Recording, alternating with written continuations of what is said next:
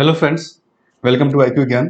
तो आज हम 5 जून का न्यूज़पेपर एनालिसिस देखेंगे। हिंदू न्यूज़पेपर को हम एनालाइज करेंगे इस वीडियो में। एडिटोरियल्स और जो जो इंपॉर्टेंट न्यूज़ है और उससे रिलेटेड जो भी आपका टॉपिक्स है उसको भी हम डिफाइन करने की कोशिश करेंगे, ताकि आपका ये जो पूरा करंट अफेयर है आज ये कवर हो जाएगा इस 1 घंटे के वीडियो में। तो इस वीडियो को आप लास्ट तक देखें ताकि आपका न्यूज़पेपर जो है पूरी तरह से कवर हो जाएगा। जो जो इंपॉर्टेंट पॉइंट्स, जैसे कि आज वर्ल्ड इन्वायरमेंट डे है, तो वो इन्वायरमेंट डे क्यों आता है, बेसिकली क्या रीजन, उसकी हिस्ट्री क्या है, थीम्स क्या है वर्ल्ड इन्वायरमेंट डे की, किस कंट्री के साथ ये मनाया जा रहा है, तो सब चीज़ों को हम आगे डिस्कस करेंगे एडिटोरियल के साथ। इसके अलावा हमने जो बेसिकली तियानमेन स्क्वायर जो प्रोटेस्ट है चाइना का, उसके बारे में हम हिस्ट्री उसकी देखेंगे क्या है उसके बारे में। और जो इम्पोर्टेंट जो आपकी मॉनेटरी पॉलिसी अनाउंस हुई है उसको हम डिटेल में देखेंगे इस वीडियो में। तो इन सब चीज़ों को बेसिकली हम, और डिफेंस एक्विजिशन काउंसिल क्या होती है, स्ट्रेटेजिक पार्टनरशिप एग्रीमेंट क्या है, उसका डिटेल में जो नोट्स है वो सब हमने इस वीडियो में रखा है। तो इस वीडियो को आप लास्ट तक देखें ताकि आपका आज का जो पेपर है और उससे रिलेटेड जितने भी करंट अफेयर्स टॉपिक्स है वो आपके इस वीडियो में कवर हो जाएंगे। और अगर चैनल पे आप नए हैं तो चैनल को सब्सक्राइब करना मत भूलें। सब्सक्राइब करके आप जो है बेल आइकन दबाएं ताकि आपको आने वाली वीडियो की नोटिफिकेशन भी मिल जाए। इसके अलावा हमारा जो नया हम सीरीज अपलोड कर रहे हैं, जिसमें कि हम सिलेबस एग्जाम पैटर्न को जो है यूपीएससी का, चाहे वो प्रीलिम्स मेंस का एग्जाम पैटर्न क्या होता है, क्या क्या इंपॉर्टेंट आपको उसको जानने की जरूरत है, पिछले 10 सालों में कैसे सवाल आए हैं उस अलग अलग टॉपिक्स पे, तो उसका ट्रेंड एनालिसिस, और साथ ही साथ जो बुक्स हैं आपके लिए, स्ट्रेटेजी एनसीईआरटी बुक्स हो या बाकी जो बुक्स है, वो क्या क्या बुक आपको पढ़नी चाहिए, क्या क्या बुक आपको नहीं पढ़ना है, और कौन कौन से चैप्टर पढ़ने हैं, वो सब हम लोग डिस्कस करेंगे। जो हमारा प्लेलिस्ट है बेसिकली जो सीरीज आने वाला है, तो इस चैनल से आप जुड़ जाएं, चैनल को आप सब्सक्राइब जरूर करें। आइए फ्रेंड्स, स्टार्ट करते हैं आज का वीडियो।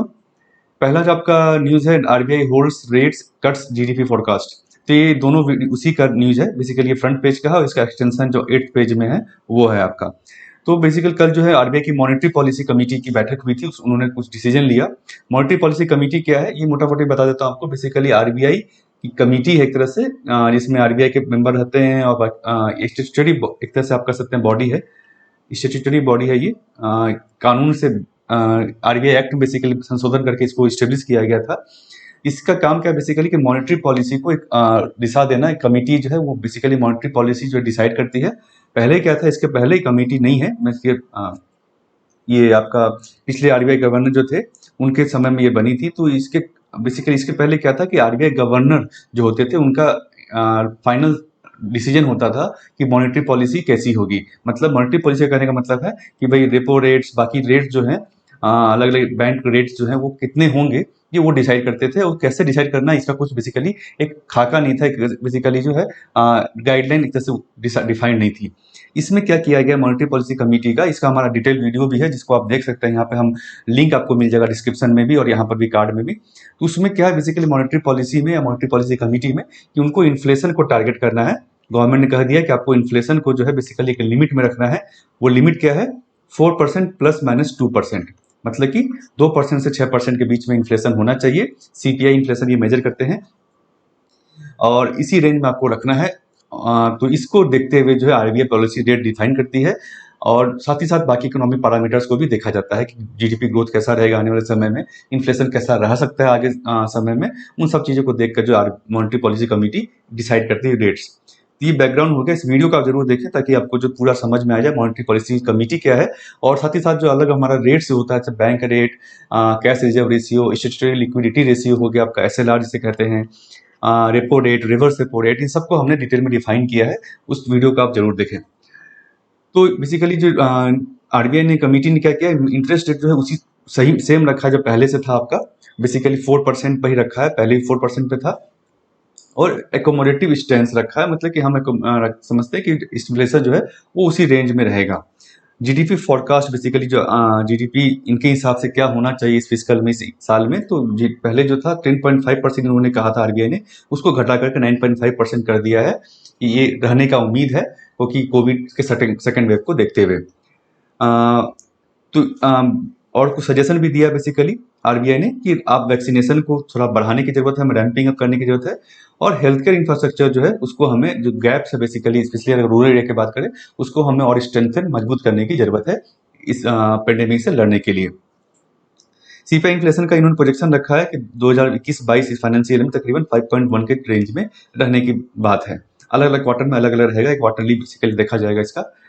तो रेशनल इसके पीछे क्या रीजन है, हमें पॉलिसी रेट चेंज क्यों नहीं किया, ये भी इन्होंने बताया कि एक तो नॉर्मल मानसून का हमें फोरकास्ट है कि मानसून जो है नॉर्मल रहेगा जैसा होता है, एग्रीकल्चर और फार्म इकोनॉमी जो रिजिलियंस है वो ग्रो करेगी, और कोविड कंपैटिबल ऑपरेशनल मॉडल जो बहुत सारे कंपनियों ने अपनाया है, तो इससे हम कोविड से बेसिकली साथ साथ जो है बिजनेसेस भी चलेंगे, और गैदरिंग मोमेंटम ग्लोबल रिकवरी हो रही है, उसमें मोमेंटम देखने को मिल रहा है। तो ये पॉजिटिव बेसिकली उन्होंने बताया है, जिस कारण से उन्हें उम्मीद है कि जो इकोनॉमी जो है बेसिकली ठीक से ग्रो करेगी और इन्फ्लेशन जो है लेवल में रहेगा।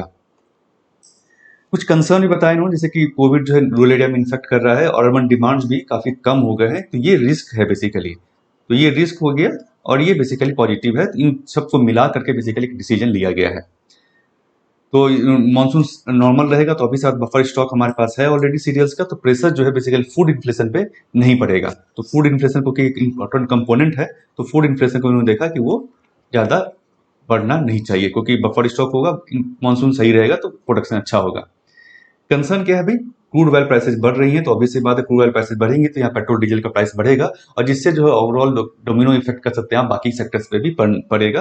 कम्युनिटी आप कर सकते हैं, ट्रांसपोर्टेशन बढ़ेगा आपका, और प्राइसेस जो है बढ़ेंगी। तो वो एक इन्होंने कंसर्न, सारा कंसर्न उन्होंने लिया है। तो ये जो आपका मोटा मोटी है, ये आपका बताता है कि पॉलिसी का कैसे उन्होंने डिसाइड किया है, आरबीआई कैसे डिसाइड करती है, और ओवरऑल इकोनॉमिक का जो पैरामीटर्स है वो कैसा है। ठीक है, आगे बढ़ते हैं सेकंड न्यूज की तरफ। Delta variant led to most post vaccine infection in Delhi. तो ये बेसिकली जो है जीनोम सीक्वेंसिंग जो होती है, जीनोम सीक्वेंसिंग क्या होता है, वायरस का जो बेसिकली है वो उसका लिया जाता है सैंपल, जो इन्फेक्टेड पर्सन है उनका सीक्वेंस किया जाता है वायरस का, कि भाई ये कौन सा वायरस है, इसमें क्या चेंजेस हुए हैं, पहले जो वायरस आया था उससे क्या चेंजेस हुए इसके डीएनए आरएनए सब में। तो उसको बेसिकली इंडिया में भी होता है। इंडिया में एक लेबोरेटरीज, मतलब 10 लेबोरेटरी का एक कंसोर्टियम है, एक तरह से कंबाइंड ग्रुप है जो इसको एनालाइज करता है। तो इन्होंने बेसिकली पाया है कि जो वेरिएंट था जो इंडिया में डोमिनेंट था B.1.617, ये यहाँ तक आप देखें, इसी का 3 और वेरिएंट्स आए हैं, लीनिएज कर सकते हैं आप। उसमें क्या है, .1, .2, .3। तो .2 वाला जो है इसको डेल्टा नाम दिया गया WHO की तरफ से। ये डेल्टा वेरिएंट जो है कहा गया ये सबसे ज्यादा डोमिनेंट है, इंडिया में पाया गया है। It has 12 mutations in spike protein compare to SARS-CoV-2। जो पहली बार जो, जैसे हमने कहा, तो पहली बार जब वायरस निकला था वुहान से बेसिकली, उसमें काफी चेंजेस हुए हैं, जैसा कि हमने देखा UK variants, south African variants, Brazil variant कहते हैं, और इंडियन वेरिएंट भी, जिसको इंडिया के साथ हम नाम नहीं जोड़ेंगे, बट वो इंडिया में पहली बार पाया गया है। तो ये बेसिकली जो है वेरिएंट्स क्या थे, बेसिकली वायरस में चेंजेस देखने को मिलता है, म्यूटेट करता है वायरस, जब भी वो ट्रांसफर होता है कुछ समय बाद जो है वो कहीं से प्रोटीन लेकर के उसके स्ट्रक्चर में चेंज होता है, जिसके कारण उसमें उसके कैरेक्टरिस्टिक्स भी चेंज होता है। कैरेक्टरिस्टिक्स के साथ उसको होता है ट्रांसमिशन जो है रेट बढ़ जाए, वो ज्यादा इन्फेक्ट करने लगे, ज्यादा जल्दी से वो भाग रहा है। और यहाँ पे इसमें क्या देखने को मिला है कि जो वैक्सीन जो ऑलरेडी लोग लगा चुके थे उसको वो दरकिनार करके उसको उनको भी इन्फेक्ट ज्यादा किया है। तो कैरेक्टराइज वेरिएंट पब्लिक जो इंग्लैंड ने जो बेसिकली एक स्टडी की है इसी के ऊपर में, इस डेल्टा वेरिएंट के ऊपर में, उन्होंने देखा है कि फाइजर और एस्ट्राजेनेका वैक्सीन पे वे ओनली 33% इफेक्टिव, 33% इफेक्टिव है इस वायरस के स्ट्रेन पर। 3 वीक्स आफ्टर फर्स्ट डोज, पहले डोज के बाद 3 वीक के बाद जो है इन्होंने पहला डोज लिया था, उस पर इन्होंने स्टडी किया, एंटीबॉडी जो डेवलप होती है आपके अंदर में, उसको लेकर के उन्होंने इस प्रोटीन से इस वायरस से उन्होंने इन्फेक्ट करके देखा, तो देखा कि भाई सिर्फ 33% ही जो इन्फेक्शन बेसिकली इफेक्टिव है ये वैक्सीन। तो और जबकि वो पहले जो वेरिएंट था आपका यूके वेरिएंट, जो पहला इनिशियल वेरिएंट था उस पर 50% इफेक्टिव देखा गया था। तो यही इंडिया के साइंटिस्ट ने भी कहा है कि भाई सबसे ज्यादा जो मोस्ट परवेसिव स्टेंट है breakthrough infection. Breakthrough मतलब क्या होता है, यहाँ पे से बताया गया है, ब्रेक थ्रू इन्फेक्शन मतलब कि जो लोग people tested positive for virus after getting vaccinated, तो वैक्सीनेशन कराने के बाद भी जो है बहुत सारे लोगों में इस वेरिएंट के कारण ही इन्फेक्शन हुआ है। दिल्ली का स्टडी ने बताया है। High sero positive in partial vaccination insufficient impediments to spread, तो इनसफिशिएंट रहा है बेसिकली, सीरो पॉजिटिव भी रहे लोग और वैक्सीनेट भी जो लोग कराए थे उन पर भी ये इम्पैक्ट इसको किया है। इस वायरस में बेसिकली ट्रांसमिशन ज्यादा था, इसका एक्सेलरेटेड सर्ज इन इन्फेक्शन बेसिकली इस वायरस के स्ट्रेन में देखा गया है। इसका जैसे मैंने कहा .1, .2, .3 है। .1 जो है आपका अल्फा या कह सकते हैं कप्पा वेरिएंट जो है वो 8% ही था, जबकि डेल्टा वेरिएंट जो है बेसिकली 76% केसेज में देखा गया है। एंड रिमेनिंग जो केसेज आए हैं उसमें से 27 इंस्टेंस में देखा है, रिमेनिंग जो है वो belong to broader B.1 lineage, जो बाकी जो वेरिएंट्स थे उसके साथ जोड़े गए हैं। तो ये इससे मैंने कहा था कि 10 लैब जो इंडिया के उसको एक ग्रुप करके ये बनाया गया consortium, Indian SARS CoV 2 genomic consortium. ये बेसिकली 10 लैब है जो कि इसको एनालाइज करता है, जीनोम सीक्वेंसिंग करता है वायरस का। इसी का एक आर्टिकल जो है 8 पेज का जो एक्सटेंशन है, तो इसमें देखा गया क्या हाई ट्रांसमिशन इसमें देखा जा रहा है इस वेरिएंट में, और सर्ज, लेकिन केस फर्टिलिटी रेटियो जो है वो ज़्यादा नहीं बढ़ा है इस वायरस के केस में, यानी कि डेथ जो है वो बेसिकली बढ़ी नहीं है इस वेरिएंट में। हाँ, इस वेरिएंट के कारण इन्फेक्शन रेट ज़्यादा जरूर बढ़ा है, तो 50% ज़्यादा है वैक्सीन ब्रेक थ्रू रेट, जैसा हमने कहा वैक्सीन होने के बाद भी ये इन्फेक्ट किया है इसने। और को सिंगल सुपर स्प्रेडर इवेंट नहीं हुए थे बेसिकली इस वेरिएंट के कारण, इस वेरिएंट का कारण नहीं है वैसा कुछ। तो ये मोटा मोटी जो जीनोम सीक्वेंसिंग जो हम देखते आ रहे हैं उसी के बारे में, और वेरिएंट जो नया है उसके बारे में स्टडी जो की गई है। तो इसके लिए ये भी कहा गया गवर्नमेंट ने कि बच्चे लोग जो है वैक्सीन इफेक्टिवनेस बढ़ाने के लिए बूस्टर डोज बेसिकली प्रिपेयर करने की जरूरत है, ताकि हम इस वैक्सीन इस वेरिएंट से भी और आने वाले वेरिएंट से भी हम लड़ सके।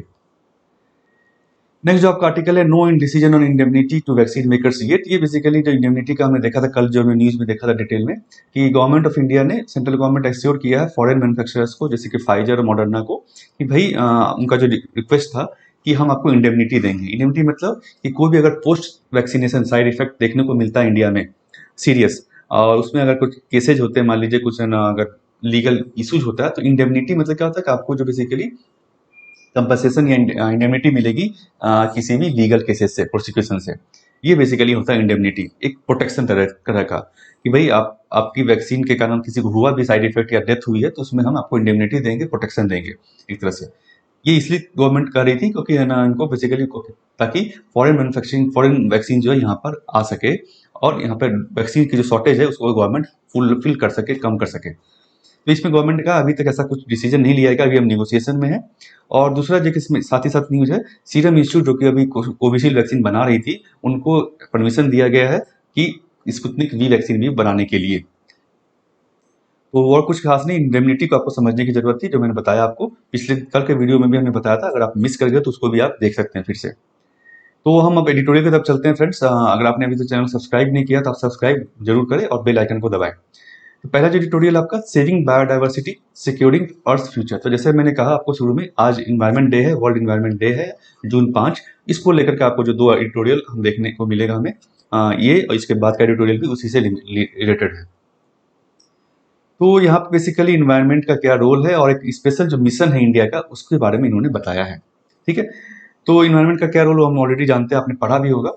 तो इंडिया का बायोडाइवर्सिटी, अच्छी बायोडाइवर्सिटी हमारा, shield our us from environmental disaster, जो बायोडाइवर्सिटी है, feed our people, enhance public health security.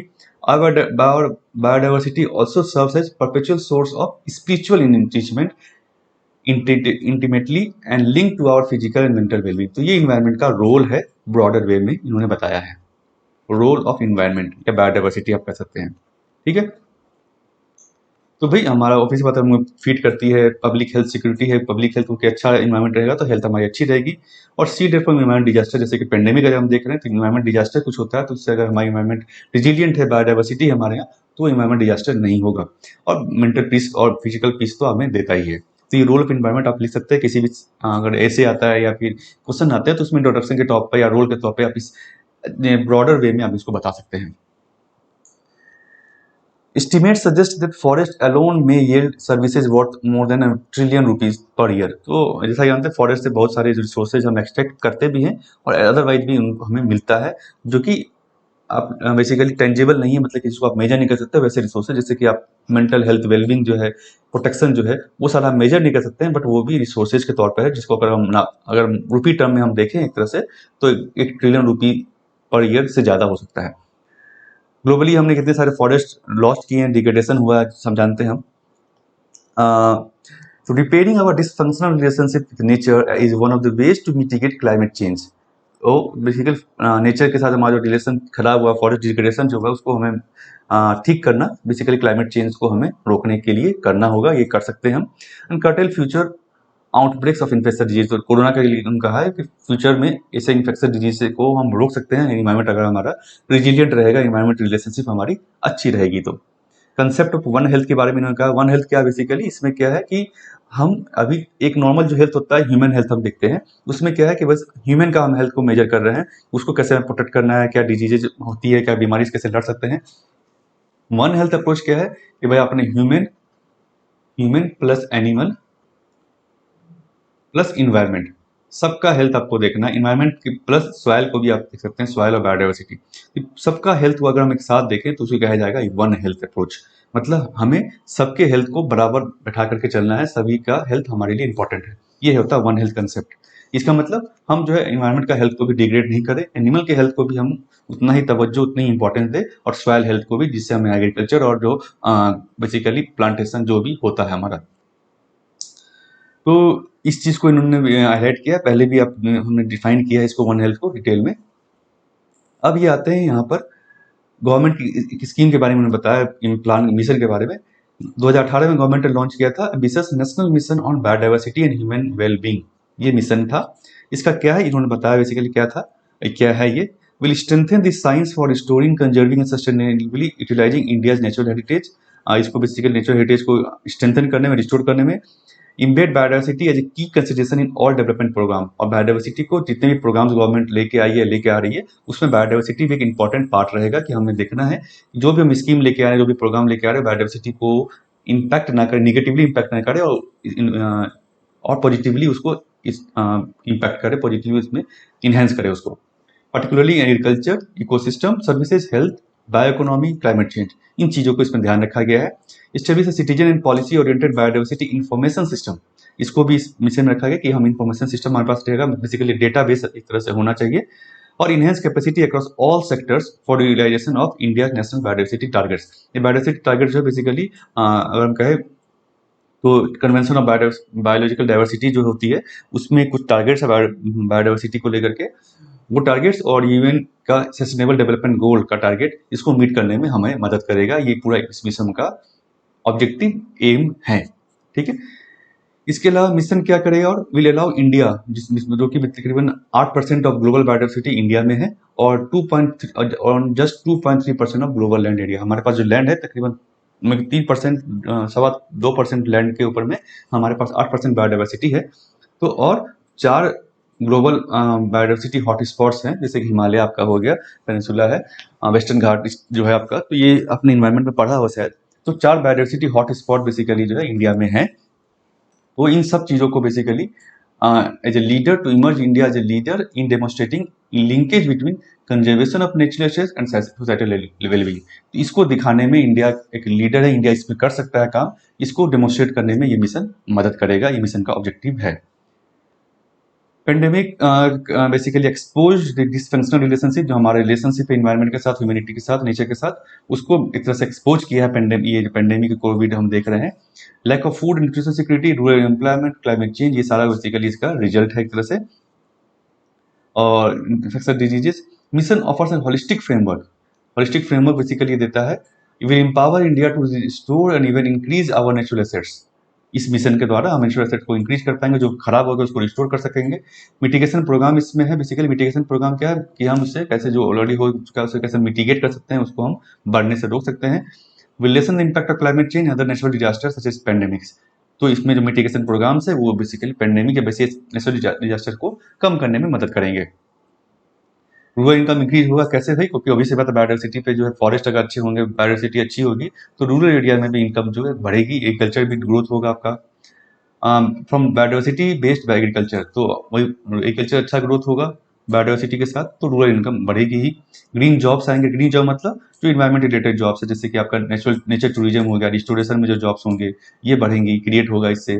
Restoration activities across India degraded lands, तो डिग्रेडेड लैंड जो वहाँ पे रिस्टोरेशन एक्टिविटी हम करेंगे, तो वहाँ पे भी मिलियंस ऑफ जॉब्स क्रिएट हो सकती है। तो ये इसका बेनिफिट हमें इस प्रोग्राम से देखने को मिल सकता है।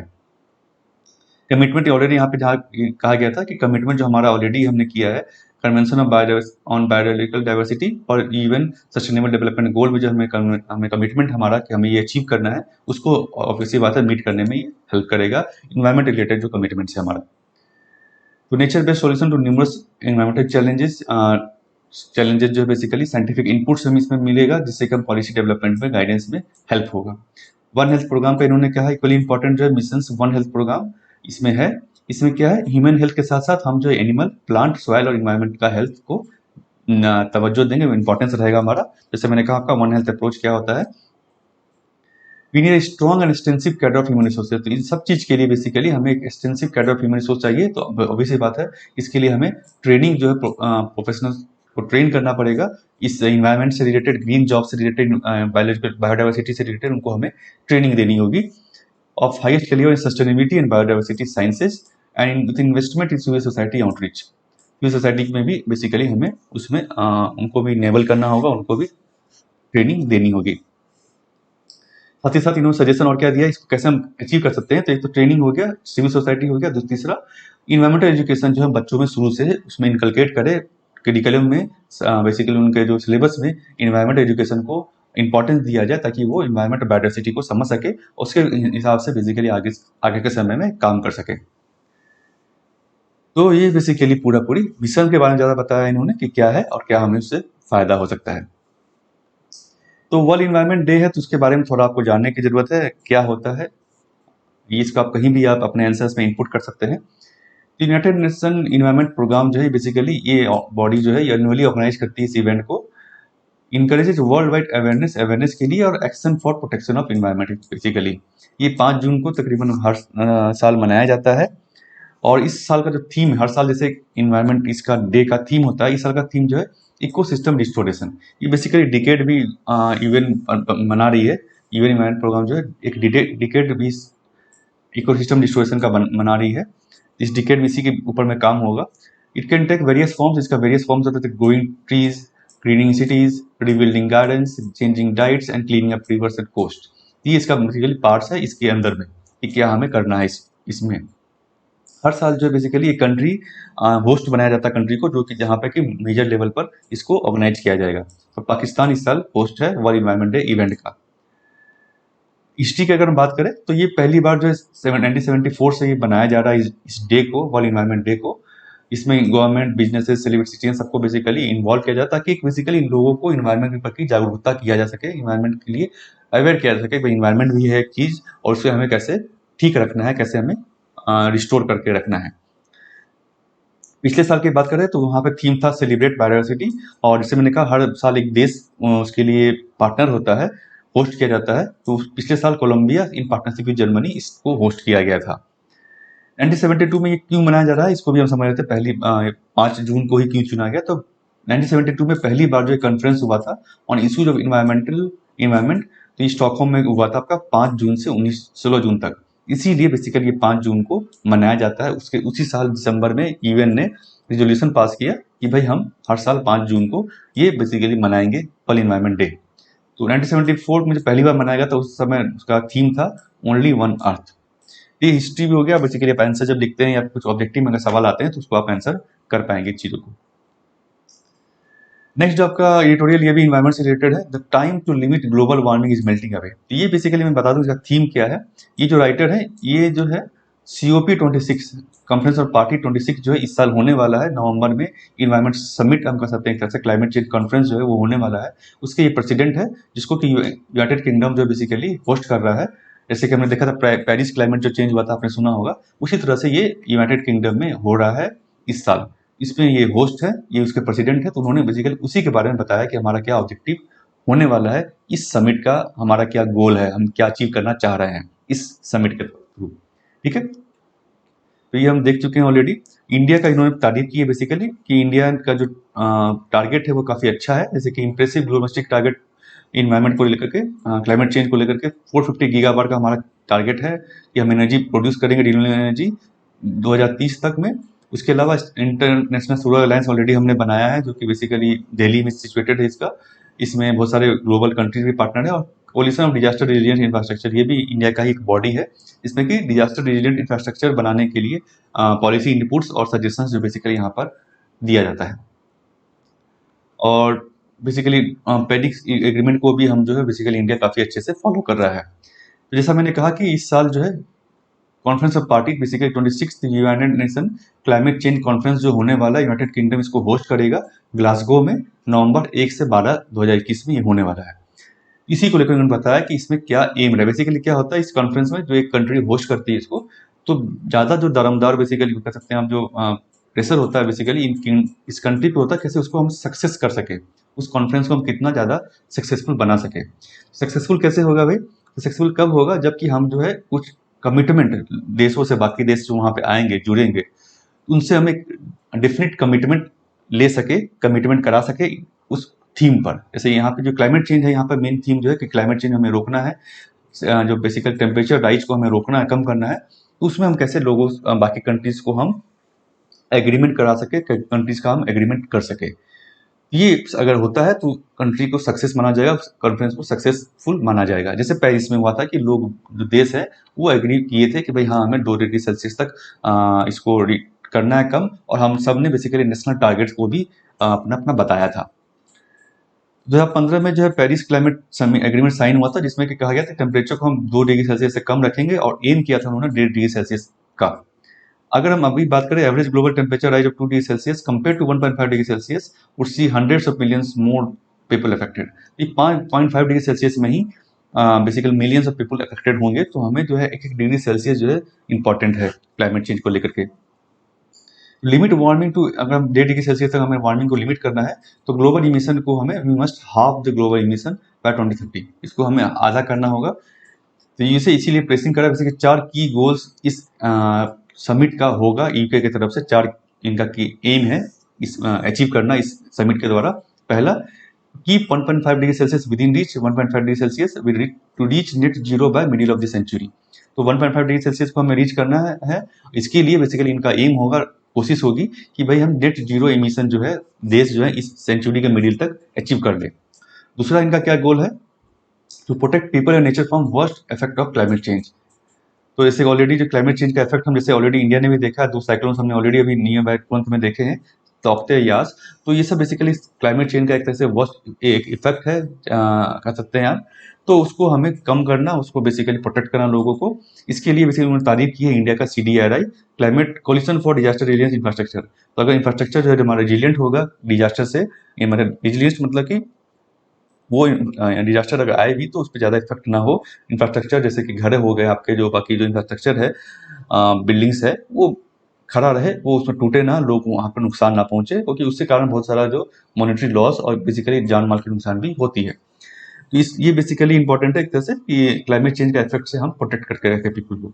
तीसरा गोल क्या है इनका? कि developed countries to deliver $100 billion they promised annually to support developing countries. ये ऑलरेडी प्रॉमिस किया गया था, पेरिस क्लाइमेट में भी प्रॉमिस किया गया था कि भाई डेवलप्ड कंट्रीज जो है वो $100 बिलियन जो है कंट्रीब्यूट करेंगे हर साल, ताकि डेवलपिंग कंट्रीज को वो हेल्प हो सके। कैसे भाई?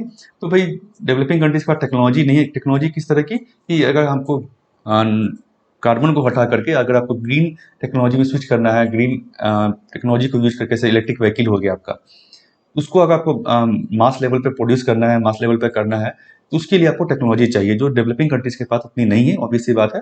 तो डेवलप कंट्री के पास है, तो उसको आप जो है या तो टेक्नोलॉजी ट्रांसफर के थ्रू और फाइनेंस के थ्रू, ताकि पैसा अगर उनके पास होगा तो अभी सी बात है, अगर आपके पास पैसा होगा तो रिसर्च एंड डेवलपमेंट में डेवलपिंग कंट्री जो खर्च कर सकेंगी, या वो उस पैसे से यूज करके डेवलप्ड कंट्री से वो टेक्नोलॉजी खरीद सकेंगी। तो ये बेसिकली पैसे का इंपॉर्टेंस है, टेक्नोलॉजी का इंपॉर्टेंस है। तो इसके लिए डेवलप्ड कंट्री ने अपना प्रॉमिस किया था, जिसको कि कोशिश होगी यूके की कि इसको हम आगे जारी रखें और इसको हम ठीक से इम्प्लीमेंट कर पाए। चौथा, build consensus among the government for ambitious balanced and inclusive outcome. मैंने कहा कि कंसेंसस डेवलप करना ये सबसे बड़ा एम होगा इस क्लाइमेट चेंज समिट का, कि भाई सारे देश जो है किसी चीज पर एग्री कर पाए और उस चीज को हम इम्प्लीमेंट कर पाए। ये इसी चीज का बेसिकली है, क्लाइमेट अभी होने वाला है, तो इसको हम देखेंगे क्या होता है इसमें आगे नवंबर में जब होगा तब। नेक्स्ट जो आपका एडिटोरियल है 2 चीयर्स, ये बेसिकली जो है सस्टेनेबल डेवलपमेंट इंडेक्स जो है इंडिया का, ये बेसिकली नीति आयोग ने कल रिलीज किया था, जिसको हमने कल कवर भी किया था। इसमें देखा गया था इंडिया का स्कोर जो है थोड़ा बेसिकली अच्छा हुआ है और ओवरऑल, बट कुछ जैसे कि एडिकेशन, पॉवर्टी, हंगर में हमने अच्छा काम किया है। Availability affordable and clean energy में भी अच्छा इंप्रूवमेंट देखने को मिला है, बट डिक्लाइन देखने को मिला है कुछ चीज़ों में, कुछ सेक्टर्स में सस्टेनेबल डेवलपमेंट गोल में, जैसे कि इंडस्ट्री, इनोवेशन, इंफ्रास्ट्रक्चर में हमारा परफॉर्मेंस जो कम हुआ है, डिक्रीज हुआ है, beside decent work economic growth. तो ये लॉकडाउन के कारण बेसिकली हमारा परफॉर्मेंस खराब हुआ है। उसके साथ ही साथ एक और जो चीज़ है कि जो साउदर्न और ईस्टर्न वेस्टर्न स्टेट को अगर हम देखें एक तरफ और नॉर्थ सेंट्रल और ईस्टर्न स्टेट्स को देखा जाए, परफॉर्मेंस इन दोनों का कंपेयर किया जाए तो काफ़ी बड़ा डिफरेंस है डिफरेंट पैरामीटर्स पर अगर हम देखें। तो केरला जैसे कि हम देखा टॉप किया है, बाकी जो बिहार और बाकी झारखंड स्टेट जो है वो वर्स्ट परफॉर्मिंग ही रहे हैं। इसको गवर्नमेंट को देखने की जरूरत है कि अगर इसको आप एड्रेस नहीं करेंगे, इस कमी को आप जो है ईस्टर्न स्टेट का आप दूर नहीं करेंगे बेसिकली, तो ये फेडरल चैलेंजेस को और बढ़ाएगा, क्योंकि कुछ स्टेट्स में काफ़ी पीछे रह जाएंगे वो सस्टेनेबल डेवलपमेंट गोल की तरफ में, और कुछ स्टेट जो उसको अचीव कर लेंगे उस सतह बहुत जल्दी। तो ये फेडरल चैलेंजेस आगे जाके सरकार को हो सकता है। And outcomes and seen in public health challenges, तो पब्लिक हेल्थ चैलेंजेस हमने देखा कि ईस्टर्न स्टेट्स और बाकी जो गरीब देश है, गरीब स्टेट्स है, वहाँ पे हेल्थ इंफ्रास्ट्रक्चर उतना अच्छा नहीं था, मोर्टेलिटी ज़्यादा हुई है, वहाँ पर मौतें ज़्यादा हुई हैं, इन्फेक्शन भी ज़्यादा फैला है। तो उसी तरह का चीज़ हम यहाँ भी हो सकता है हमें देखने को मिले। तो इस चीज़ को हमें जल्द से जल्द दूर करने की ज़रूरत है, ये जो गैप है दो एक तरह से कह सकते हैं कुछ स्टेट्स के बीच में। इसके अलावा फिर जो हमने कल भी जैसे डिस्कस किया था कि कुछ मेथोडोलॉजिकल चेंजेस किए गए, मतलब कुछ पैरामीटर इस इंडेक्स में गवर्नमेंट मेजर कर रही थी नीति आयोग, उन पैरामीटर को चेंज कर दिया गया है। कौन से पैरामीटर भाई? इनइक्वलिटी का पैरामीटर, इकोनॉमिक इनइक्वलिटी का पैरामीटर। इनइक्वलिटी जो है बेसिकली मेजर होता है इसमें एसडीजी में। तो पहले जो क्या था, गवर्नमेंट नीति आयोग जो बेसिकली इकोनॉमिक इनइक्वलिटी के कुछ पैरामीटर्स को मेजर कर रही थी और उसके बेसिस पे स्टेट्स का रैंकिंग कर रही थी। इस साल पिछले 2 साल से बेसिकली इन्होंने इकोनॉमिक इनइक्वलिटी का पैरामीटर कम कर दिया है और सोशल इनइक्वलिटी जो है उसको मेजर कर रही है। तो इसी को यहाँ पे कंसर्न बताया गया है कि उसको आपको दिखाना चाहिए, क्योंकि इकोनॉमिक इनइक्वलिटी और बढ़ी है अभी लॉकडाउन के कारण, पेंडेमिक के कारण इकोनॉमिक इनइक्वलिटी जो इंडिया में बढ़ी है, और तो उसको दिखाना बहुत ही जरूरी है ताकि हम उससे रिलेटेड जो बेसिकली गवर्नमेंट एक्शन कर ले सके। तो 2020-21 का इंडेक्स में जो है सेवरल इकोनॉमिक इंडिकेटर्स को आपने रिमूव हटा दिया। ज़्यादा वेटेज आपने दिया सोशल इक्वलिटी के इंडिकेटर्स को। सोशल इक्वलिटी कौन सा इंडिकेटर इन्होंने यूज किया है? Representation of women and people from marginalised community and SC/ST in legislature and local governments and crime against SC/ST community. तो ये पैरामीटर जो है नीति आयोग ने इस इंडेक्स में यूज किया है, नया डाला है। क्या कि भाई वीमेन और SC/ST कम्युनिटी कितने हैं, मेंबर कितने हैं लेजिस्लेटिव असेंबली में, लेजिस्लेटिव काउंसिल में, और लोकल गवर्नमेंट के लेवल पर पंचायती राज इंस्टीट्यूशन में कितने इनके मेंबर हैं, वो उस बेसिस पर रैंकिंग की गई है। और क्राइम्स कितने जो है SC/ST के अगेंस्ट हुए हैं, वो कम हुआ है या ज़्यादा हुआ है, उसको यहाँ देखने की कोशिश की गई है। क्या हटा दिया गया इन्होंने? इकोनॉमिक इंडिकेटर्स क्या हटा दिए हैं? तो गिनी कोएफिशिएंट को आपने हटा दिया। ये बेसिकली क्या है, इकोनॉमिक इनइक्वलिटी को देखता है। और दूसरा इन्होंने क्या हटाया? ग्रोथ रेट ऑफ ह्यूमन और for household expenditure per capita among 40% of rural and urban households, urban population. तो 40% जो रूरल अर्बन पॉपुलेशन में हाउसहोल्ड एक्सपेंडिचर उनका ग्रो हुआ है कि कम हुआ है, वो एक मेजर आप करते थे पहले, नीति आयोग करता था इस इंडेक्स में, इसको भी हटा दिया गया है और ग्रीनी कोएफिशिएंट को भी हटा दिया गया है। इससे क्या है, बेसिकली इकोनॉमिक इनइक्वलिटी को आप सही से दिखा नहीं पा रहे हैं, जो कि जरूरी है। तो आप मिस कर दिए impact of pandemic on wealth inequality. तो ये भी बेसिकली नीति आयोग को मेजर करना चाहिए था। ठीक है, ये मोटा मोटी है एसडीजी इंडिया का। कल हमने बेसिकली बताया था वर्ल्ड सस्टेनेबल डेवलपमेंट गोल होता क्या है। 17 गोल्स हैं और उसको हमने बताया था डिटेल में। तो कल का वीडियो आप अगर नहीं देखें आप तो आप उसको देख सकते हैं फिर से। नेक्स्ट जो आपका एडिटोरियल है विंड्स ऑफ चेंज, ये बेसिकली इजराइल को लेकर के है। वहाँ पे कोलिशन गवर्नमेंट नई फॉर्म हो रही है, कैसे वहाँ पे नए प्रेसिडेंट होते हैं या क्या होता है, उसके बारे में पॉलिटिकल न्यूज़ है आपका, इसको आप छोड़ सकते हैं, इंपॉर्टेंट नहीं है। और नेक्स्ट ऑफ एडिटोरियल, ये भी उतना इंपॉर्टेंट नहीं है। Gujarat focused, basically in Gujarat crisis of epidemic proportions. यहाँ बेसिकली देखा गया म्यूकोरमाइकोसिस के ज़्यादा केसेज यहाँ पर देखने को मिले हैं, उसके बेसिस में इसको एनालिसिस किया गया है। ये भी आपका इंपॉर्टेंट नहीं है एग्जाम के लिए। नेक्स्ट हम मूव करते हैं आर्टिकल जो है आपका। तो एडिटोरियल आपका हो चुका है फ्रेंड्स। अब आगे जो नेक्स्ट पेज में आर्टिकल्स उसको हम देखेंगे।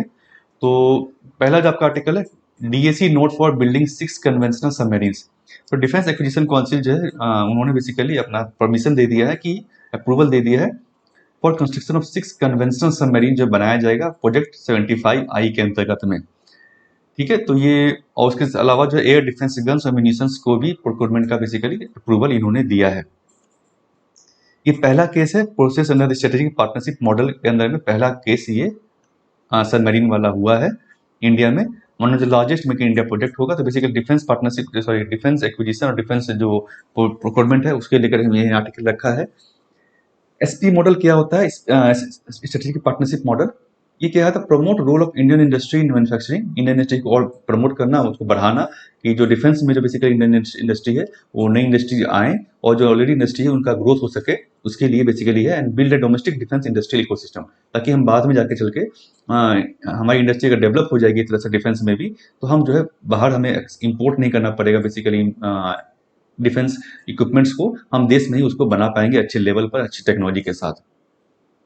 ये बेसिकली जो है इंडियन दो कंपनियों को बेसिकली शॉर्टलिस्ट किया गया है, Mazagon docks limited and Larsen Toubro को। और ये पार्टनरशिप जो फॉरेन पार्टनर होंगे बेसिकली, इसको मैं बताऊंगा अभी एसपी मॉडल क्या होता है। इसमें बेसिकली फॉरेन जो ओरिजिनल इक्विपमेंट मैन्युफैक्चरर्स हैं उसको भी शॉर्टलिस्ट किया गया है। यहाँ पे 5 फॉरेन ओईएम को शॉर्टलिस्ट किया गया है, इनके साथ इनका टाई अप होगा, बेसिस ऑफ आगे जो प्रक्रिया होगी उसके बेसिस शॉर्टलिस्ट किया जाएगा। और उसके बाद ये जो डेवलपमेंट जो बेसिकली मैन्युफैक्चरिंग इसका स्टार्ट होगा इंडिया में। तो डिफेंस एक्विजिशन काउंसिल बेसिकली क्या होता है, तो इसको पहले आप समझ लें। ये basically highest decision making body है डिफेंस मिनिस्ट्री में, सबसे बड़ी। और ये नई पॉलिसीज हो या एक्विजिशन हो उसको डिसाइड करती है तीनों सर्विसेज के लिए, आर्मी, नेवी, एयरफोर्स, तीनों के लिए, और इंडियन कोस्ट गार्ड के लिए भी यही डिसाइड करती है। इसमें जो मिनिस्टर ऑफ डिफेंस जैसे अभी जो राजनाथ सिंह है वो इसके चेयरमैन होंगे, जो भी मिनिस्टर होंगे। ये बेसिकली फॉर्म हुआ था आपका जो कारगिल वार के बाद में, जो बेसिकली जीओएम के रिकमेंडेशन पे इसको फॉर्म किया गया था, ताकि फास्टर डिसीजन मेकिंग हो सके। डिफेंस का अगर कुछ इक्विपमेंट आपको प्रोक्योर करना है, क्योंकि बहुत बार जो है इक्विपमेंट कम होता है, बोला जाता है हमारे पास सामान नहीं है, तो उस चीज़ को लेकर के डिफेंस मिनिस्ट्री ही उस चीज़ को अप्रूव कर सके, वहीं पे वहाँ पर डिसीजन मेकिंग हो जाए, दूसरे मिनिस्ट्री के पास या आपको कैबिनेट के पास जाना ना पड़े उस तरह से। तो इसके लिए इसको बनाया गया था। स्ट्रेटेजिक पार्टनरशिप मॉडल क्या है बेसिकली, इसमें क्या है कि इंगेज इंडियन प्राइवेट सेक्टर, जो इंडियन प्राइवेट सेक्टर है जो डिफेंस में मैन्युफैक्चरिंग कर रहा है, Indian manufacture of hightech defence equipment in India, इसको बेसिकली इंगेज करने के इसमें है, ताकि हम इंडियन सेक्टर को, इंडियन कंपनी को हम डेवलप कर सके और उसको हम मैच्योर करा सके, डेवलप करा सके ये हाईटेक इक्विपमेंट, डिफेंस इक्विपमेंट बनाने में। इसमें क्या होता है बेसिकली, इंडियन इंडस्ट्री जो है जिसको हम शॉर्टलिस्ट किया गया है वो पार्टनर करेगी, वो partner tie up with the global OEM जो है मैन्युफैक्चरर, जो बेसिकली है ग्लोबल ओरिजिनल इक्विपमेंट मैन्युफैक्चरर जो है, उसके साथ टाई अप एक तरह से होगा।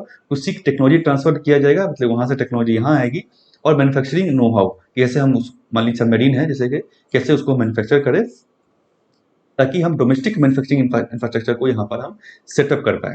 ये बेसिकली एम होता है स्ट्रेटेजिक पार्टनरशिप मॉडल का। इससे क्या होगा बेसिकली, इंडियन इंडस्ट्री को एक टेक्नोलॉजी मिलेगी, उनको समझ में आएगा भाई हाँ सबमरीन ऐसे ऐसे बना सकते हैं हम, आगे आगे जाके वो सेल्फ सफिशिएंट हो पाएंगे, सेल्फ रिलायंट हो पाएंगे, हम इंडिया में ही जो सबमरीन या बाकी जो बड़े बड़े इक्विपमेंट्स हैं, डिफेंस इक्विपमेंट, उसको हम बना पाएंगे। ये अभी एसपी मॉडल जो अप्रूव किया गया है, अभी नहीं, मतलब जब एसपी मॉडल 2 साल हो गया अप्रूव किए हुए, 4 सेगमेंट के लिए अप्रूव किया गया था। Submarines, single engine fighter aircraft, helicopters और armoured carrier submarine battle tank, इन 4 सेक्टर में जो स्ट्रेटेजिक पार्टनरशिप हो सकता है। और स्ट्रेटेजिक पार्टनरशिप क्या होता है हमने ऑलरेडी देखा, तो 4 सेक्टर में भी अप्रूव किया गया, बाद में और भी सेक्टर्स को इसमें जोड़ा जा सकता है। नेक्स्ट जो आपका आर्टिकल है friends, push for citizenship to minority migrants. ये बेसिकली जो है पहले ही होम मिनिस्ट्री ने जो अप्रूवल दिया था कुछ कलेक्टर्स को कि आप जो है सिटीजनशिप सर्टिफिकेट इशू करें वैसे लोगों के लिए जो 6 नॉन मुस्लिम माइनॉरिटी कम्युनिटी से हैं और इन 3 देशों से आके रह रहे हैं लॉन्ग टर्म वीजा पर।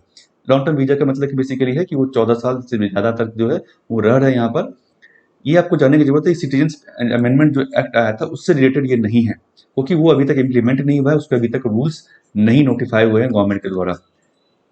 इसीलिए अभी तक बेसिकली जो पहले से जो रह रहे थे लोग और लॉन्ग टर्म वीजा पे थे, उनका सिटीजनशिप एप्लीकेशन को एक्सपेडाइट करने के लिए मिनिस्ट्री ने पहले ही ऑर्डर किया था। हमने आई थिंक 2-3 दिन हो गया इसको हमने देखा था। मई 28 को बेसिकली इन्होंने ऑर्डर निकाला था एमएचए ने कुछ डिस्ट्रिक्ट कलेक्टर को। बेसिकली क्या होता है कि ये सिटीजनशिप जो है होम मिनिस्ट्री का सब्जेक्ट है, होम मिनिस्ट्री इसको देखती है, लेकिन इसको बहुत बार डेलीगेट किया जाता है पावर्स को स्टेट लेवल पे, ताकि वहाँ पे फास्टर डिसीजन मेकिंग हो सके। तो ये एरिया को क्यों किया गया, इन डिस्ट्रिक्ट को ही क्यों किया गया, क्योंकि यहाँ पे ज़्यादा कंसंट्रेशन है ऐसे लोगों का, ऐसे लोग रह रहे हैं यहाँ पे ज़्यादातर, ज़्यादा लोग जो यहाँ पे रह रहे हैं इस एरिया में, इसलिए इन डिस्ट्रिक्ट कलेक्टर्स को अप्रूवल दिया गया था, पावर दिया गया था कि आप बेसिकली सिटीजनशिप का जो सर्टिफिकेट उसको प्रोसेस करें जल्द से जल्द और उनको सिटीजनशिप सर्टिफिकेट दिया जाए। तो सिटीजनशिप अमेंडमेंट एक्ट क्या है, इसका हमारा ऑलरेडी वीडियो है, एनआरसी के बाद वीडियो है, उसको आप प्लेलिस्ट में जाकर देख सकते हैं, डिस्क्रिप्शन में भी उसका लिंक रहेगा, उसको आप जरूर देखें, आपको समझ में आएगा सिटीजनशिप अमेंडमेंट एक्ट क्या है और सिटीजनशिप क्या होती है, कैसे आप इंडियन सिटीजनशिप एक्वायर कर सकते हैं, कैसे आप इंडियन सिटीजनशिप को हटा सकते हैं, वो सारा हमने वीडियो जो है इंडियन पॉलिटी के चैप्टर में प्लेलिस्ट में डिस्कस किया है। नेक्स्ट जो आपका आर्टिकल है, US vaccine gift may not be substantial. ये बेसिकली जो है फॉरेन पॉलिसी के लिए मैंने रखा है बेसिकली जीएस पेपर 2 में, कि कैसे हमारी फॉरेन पॉलिसी, हमारे डिप्लोमेटिक जो है उसको सक्सेस हमें मिला है। तो जो इंडिया ने बेसिकली पहले क्या था, यूएस ने डिफेंस प्रोडक्शन एक्ट इन्वोक कर रखा था, जिसके कारण जो है जो एक्स्ट्राजेनेका वैक्सीन है इंडिया में जो सीरम इंस्टीट्यूट बना रही है, उसको कुछ रॉ मटेरियल्स जो चाहिए है वो रॉ मटेरियल्स आ नहीं पा रहे थे, क्योंकि वो पेटेंटेड थे और वहाँ पे जो यूएस ने उसको एम्बार्गो लगा रखा था, रोक रखा था उसको एक्सपोर्ट करने से। तो इंडिया ने परसुएशन के बाद जो है ये यूएसए ने रेस्ट्रिक्शन को हटा दिया है। इससे क्या फ़ायदा होगा, जो वैक्सीन इंग्रेडिएंट्स है वो यहाँ पर आ जाएंगे और हमारा प्रोडक्शन जो है ज़्यादा अच्छा हो पाएगा, ज़्यादा प्रोडक्शन सीरम इंस्टीट्यूट कर पाएगी और वैक्सीन ज़्यादा अवेलेबल हो पाएंगे।